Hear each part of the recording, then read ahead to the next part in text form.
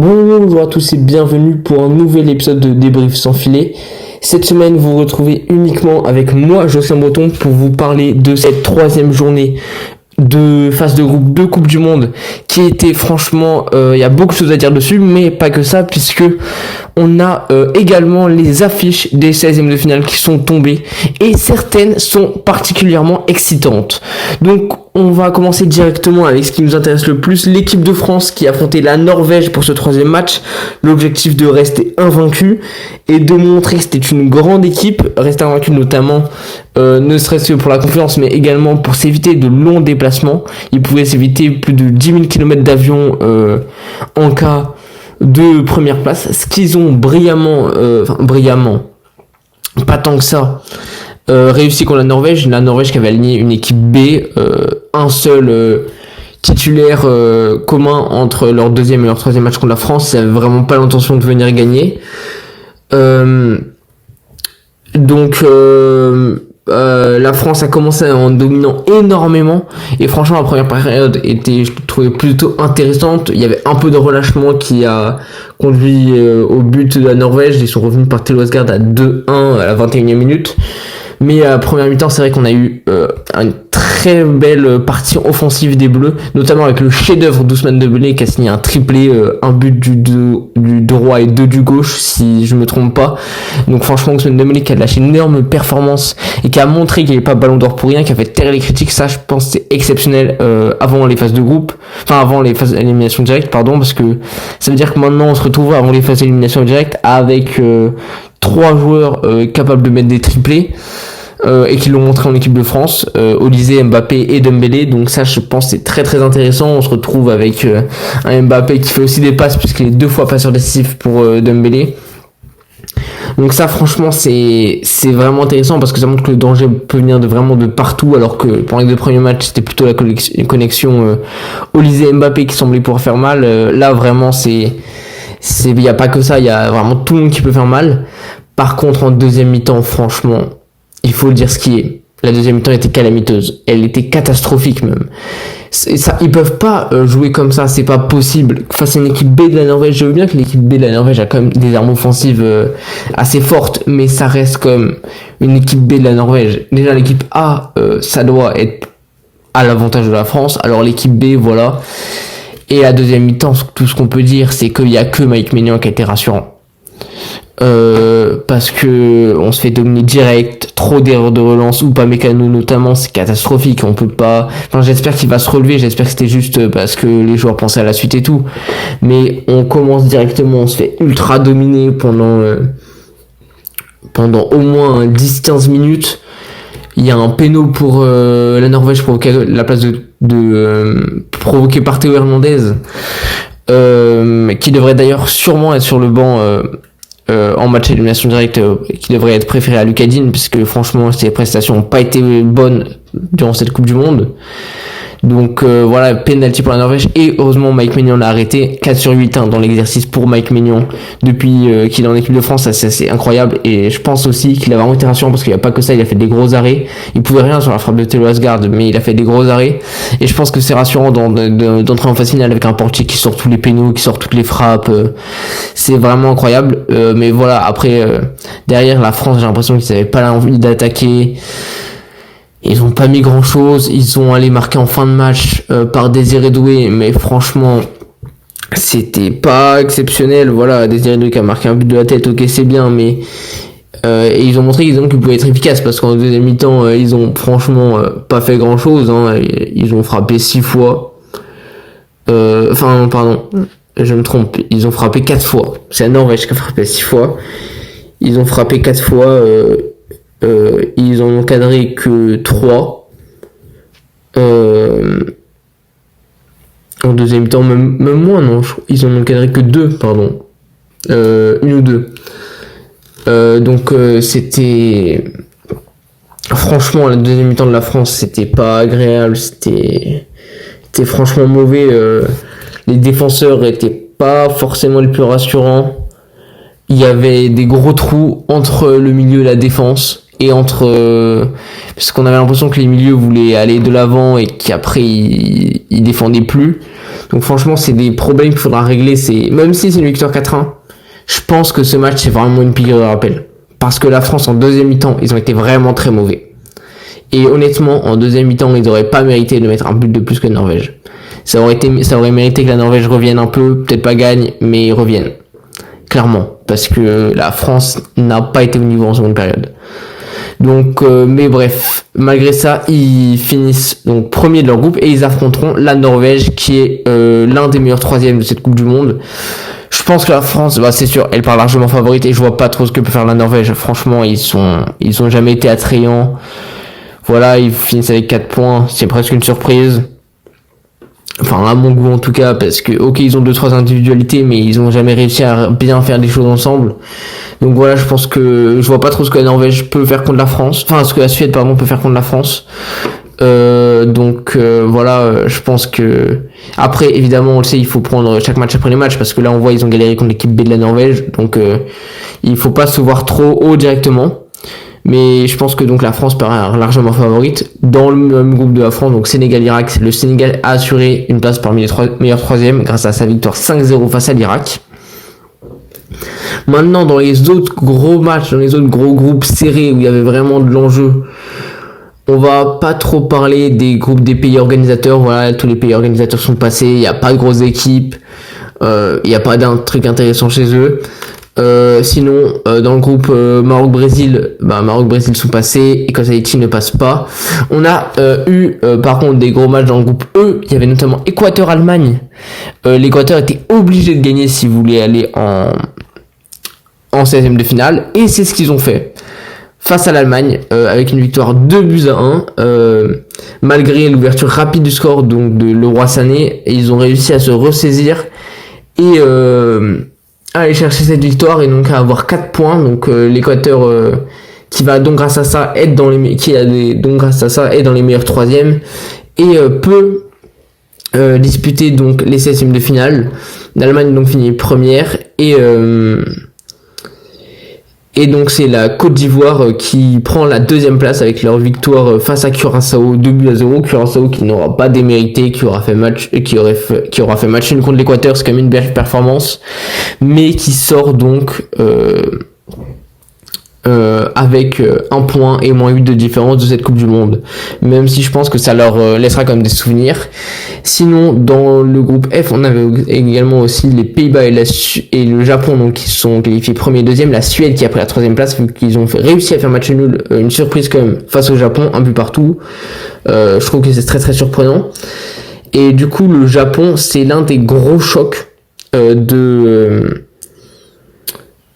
c'est l'un des gros chocs de ces 16e de finale, parce que le Japon va jouer contre le Brésil qui a fini premier du groupe C, et ça va être très très agréable à voir. Ça va être un très beau match parce que je pense que le Japon est favori. Voilà, je le dis, je pense que le Japon est favori. Le Brésil actuellement n'est pas le Brésil Prime, le Japon actuellement est le Japon Prime. Et c'est vraiment une bonne équipe, donc je pense que ça va... Le Japon est favori, mais franchement ça va être un excellent match à voir et je pense qu'il est vraiment à regarder. C'est en fait toutes les équipes du groupe F ont pris des grosses équipes, hein, voilà, ils sont tous fait allumer, on va dire, parce que donc la Suède, on l'a dit, a pris la France, le Japon qui a pris le Brésil, mais les Pays-Bas qui ont aussi pris le Maroc, champion d'Afrique ou finaliste de la Coupe d'Afrique des Nations, on sait pas, mais donc les Pays-Bas qui ont pris le Maroc, donc que des grosses équipes pour cette équipe du groupe F qui a battu la Tunisie, donc le Pays-Bas 3-1. Voilà, Tunisie qui sort par la petite porte, par la porte presque de la honte. Combien? 12 buts encaissés, c'est ça, 12 buts encaissés, voire 13 en 3 matchs. Deuxième pire équipe d'Afrique de l'histoire de la Coupe du Monde. Voilà, la Tunisie qui a pas été à la hauteur de l'événement, c'est dommage, mais voilà, c'est comme ça. Sinon, dans les autres groupes, le groupe H, la surprise énorme, parce que si l'Espagne a validé sa qualif en première place, ça on s'y attendait. La surprise est venue d'un autre pays, le Cap-Vert, parce que l'Espagne a battu l'Uruguay, qui est resté donc à 2 points, et qui est éliminé. Ça aussi c'est très surprenant, de la Coupe du Monde. C'est vraiment un groupe où rien ne s'est passé comme prévu. Le groupe H, à part l'Espagne qui finit premier, même l'Espagne a été accrochée par le Cap-Vert. L'Uruguay qui finit 3ème éliminé avec 2 points. Et le Cap-Vert, donc, qui finit deuxième avec 3 points, puisqu'ils n'ont jamais perdu. Ils ont encore fait match nul face à l'Arabie Saoudite 0-0, dans un match où ils ont su tenir. Ils avaient déjà fait match nul contre l'Espagne et l'Uruguay. Et donc le Cap-Vert qui verra les 16e de finale, malheureusement pour eux, c'est contre l'Argentine. Parce que l'Argentine donc s'est qualifiée première avec une victoire face à la Jordanie 3-1. Messi était sur le banc, il a fini par rentrer et par marquer. Mais le match du groupe de l'Argentine, du groupe J qui a attiré l'attention, c'est pas ce match-là, c'était l'autre Algérie-Autriche, parce que déjà c'était celui qui avait un enjeu, ce match pour 2e et 3e place. Et ensuite, quel match, il a été incroyable. Franchement, il y a eu des occasions de tous les côtés, 3-3, l'Autriche qui marque, l'Algérie qui revient, l'Autriche qui remarque, l'Algérie qui revient. Enfin, c'était franchement un match de fou. Derrière, c'est l'Algérie qui même va mener, alors qu'ils n'ont jamais mené à 90e plus 3. Ils pensent que la victoire est acquise. En plus, ils ont maîtrisé. Ils ont vraiment poussé. C'est eux qui ont poussé pour revenir. Mais il a suffi d'une occasion à l'Autriche ensuite pour réussir à égaliser. Donc, c'est au final... c'est l'Autriche qui prend donc la 2e place, mais l'Algérie qui se qualifie quand même avec 4 points. Oui, parce qu'avec 4 points, globalement, toutes les équipes avec 4 points sont qualifiées. Même le Sénégal a 3 points, seule équipe à 3 points qui se qualifie aussi. Donc voilà, on a donc l'Algérie et l'Autriche qui sont également passés. Tout comme l'Angleterre, la Croatie, mais également le Ghana dans le groupe L. Puisque l'Angleterre a gagné 2-0 face au Panama et que la Ghana, malgré sa défaite face à la Croatie 2-1 dans un match plutôt serré et où c'est pas passé énormément de choses, c'était un match assez défensif, pas forcément très beau à voir, même s'il y a eu 3 buts. C'était pas le meilleur match, mais voilà, la Croatie s'est imposée et donc le Ghana avec 4 points finit dans les meilleurs 3e aussi, donc ils joueront également ces 16e de finale. Dans le groupe K, c'est le Portugal et la Colombie qui finissent 2e et 1er. Le Portugal qui n'a pas réussi à gagner face à la Colombie avec seulement 5 points alors que la Colombie en a 7.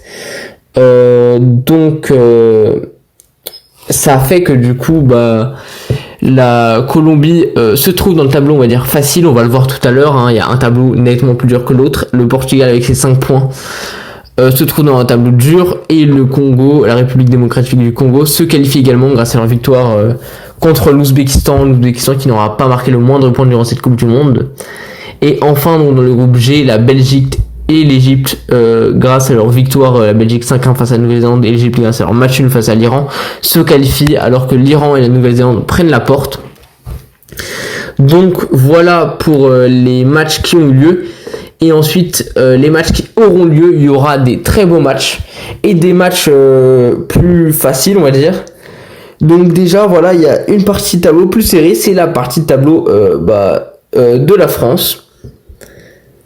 Même s'il y a, parce que oui, très clairement la partie deuxième partie de tableau, comme par hasard de l'Argentine, hein, voilà, après ça veut rien dire, et voilà, est beaucoup plus facile. En effet, la France, bon, ok, là ils jouent la Suède, mais après ils joueront le vainqueur d'Allemagne-Paraguay.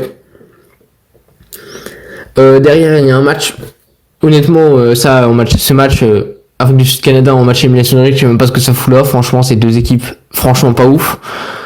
Donc voilà, on verra ce que ça va donner. Peut-être le Canada qui va gagner, mais voilà, en tout cas le vainqueur affrontera le vainqueur de Pays-Bas-Maroc, donc ils vont vite partir, hein, autant le dire.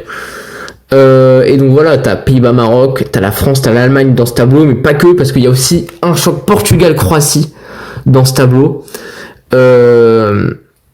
Donc aussi ça va être un très gros match, avec l'Espagne aussi qui est dans ce tableau, qui joue l'Autriche et donc qui jouera le vainqueur de Portugal-Croatie, le vainqueur de ce match.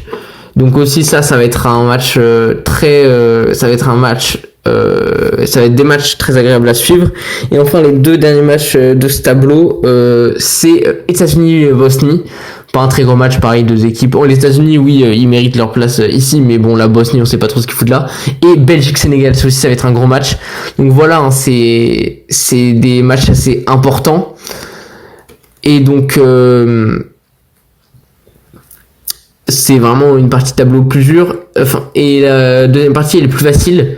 Même si le début de tableau semble plus compliqué. Parce qu'on a 2 matchs Brésil-Japon et Côte d'Ivoire-Norvège. Le vainqueur de ces 2 matchs s'affronteront. Donc c'est sûr que j'avoue que pour ces 4 équipes, celle qui passera, pour eux, c'est un tableau dur. Parce que après, à partir des quarts de finale, t'as quand même toujours comme un minimum de grosses équipes. Donc forcément pour ces équipes ça va être dur. Mais pour les équipes qui sont plus bas dans ce tableau, ça va être beaucoup plus facile. Il y a tout d'abord l'Angleterre donc qui jouera le Congo, et le vainqueur de ce match, donc sûrement les Anglais, mais voilà, faut pas s'avancer, on sait jamais, joueront le Mexique ou l'Équateur. Donc voilà, ça c'est aussi un peu plus tranquille on va dire, mais surtout le bas de tableau, là où est l'Argentine. C'est pour ça que je dis que c'est gratuit pour l'Argentine, c'est pour ça qu'ils ont dit, parce qu'en fait ils ont pas forcément, c'est vrai que quand tu vois même en fait le tableau, le deuxième tableau est quand même assez dur, mais si on découpe ça en 4 tableaux pour aller en demi-finale, l'Argentine, il faut jouer le Cap-Vert, ensuite ils joueront le vainqueur d'Australie-Égypte s'ils gagnent, et ensuite les 2 derniers 16e sera Suisse-Algérie et Colombie-Ghana. Donc c'est pas des gros matchs. Donc l'Argentine, après ils joueront l'une de ces 4 équipes s'ils passent, évidemment toujours. Et c'est que après en fait pour l'Argentine, c'est toujours si l'Argentine se qualifie, c'est que après que ça va se corser pour eux, avec un quart de finale potentiellement l'Angleterre, et ensuite ça va être en demi-finale où t'auras potentiellement soit la Côte d'Ivoire, la Norvège ou Brésil ou le Japon. Non attends, je dis n'importe quoi, c'est à partir des demi-finales, parce que en quart de finale ils joueront soit la Suisse-Algérie ou soit Colombie-Ghana. C'est à partir des demi-finales en fait que ça va vraiment se corser, parce que même si la Colombie c'est vrai qu'elle peut quand même poser des difficultés, mais c'est qu'en demi-finale où ça va se corser, avec soit l'Angleterre, soit le Japon, le Brésil, voilà, des équipes comme ça. Alors que par exemple pour la France ou pour toutes les équipes en fait de cette première partie de tableau, en fait à partir des 8e, il y a de grandes chances que ce soit corsé, sauf surprise, parce que sauf pour le vainqueur de Pays-Bas-Maroc, mais voilà, ou du moins à partir des quarts, parce que la France par exemple si elle gagne, elle jouera sûrement l'Allemagne, derrière tu auras sûrement le vainqueur de Pays-Bas-Maroc, derrière tu auras encore pour les demi-finales, tu auras encore la Croatie, le Portugal, l'Espagne, le Sénégal. Donc franchement c'est pourquoi pas même la Belgique. Donc voilà, ça va être un tableau beaucoup plus dur pour la France. Mais bon, on va voir ce que ça va donner. On espère qu'ils vont aller le plus loin possible. On espère qu'ils vont aller au bout. Mais donc voilà, c'est fini pour cet épisode du jour. Et donc j'espère vous revoir dans quelques jours sur Débrief sans filet pour voir quelles équipes ont réussi à se sortir de leur piège, qu'ont donné les chocs qui ont déjà lieu durant ces demi-finales, qui jouera potentiellement la France si la France se qualifie face à la Suède en 8e de finale. Et donc on espère vous revoir dans quelques jours sur Débrief sans filet. Au revoir à tous.